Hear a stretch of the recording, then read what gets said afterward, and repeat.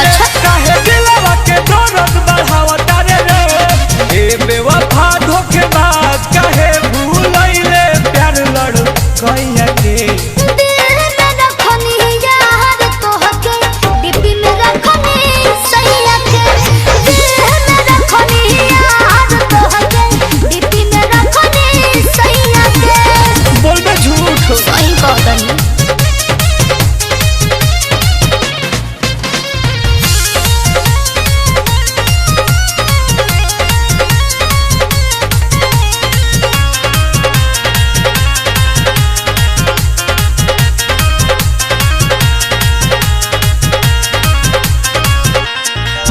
रोहबा मोहजनुआ तोहके कोरबा में राखब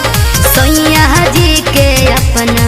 हम सिंहरबा में राखब बुझला खुशल बे ना हो काट दिहले ते दिल के हमारा सब्जी के जैसे कोई दिहले ते बैन हमके पबजी के जैसे अरे अब ना फंसब जाल में तोरा मुँह मारो प्यार के मैया के देह में रखनी यार तोहके डिब्बी में रखनी सैया के अरे देह में रखनी यार तोहके डिब्बी में रखनी सैया के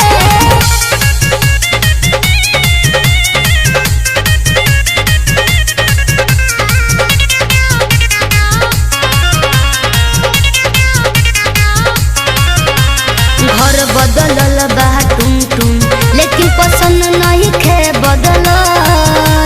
तन बदलल बा सुन बाकी मन नहीं खे बदलल काहे नहीं बुझल पागल भइल बड़ा अरे भर जवानी लुटले फिर पराई बन गईले हम बानी कुंवारे ते तमाई बन गईले अरे गम के पार्टी कई दिन मनैनी संगे सुनिल अपू भैया के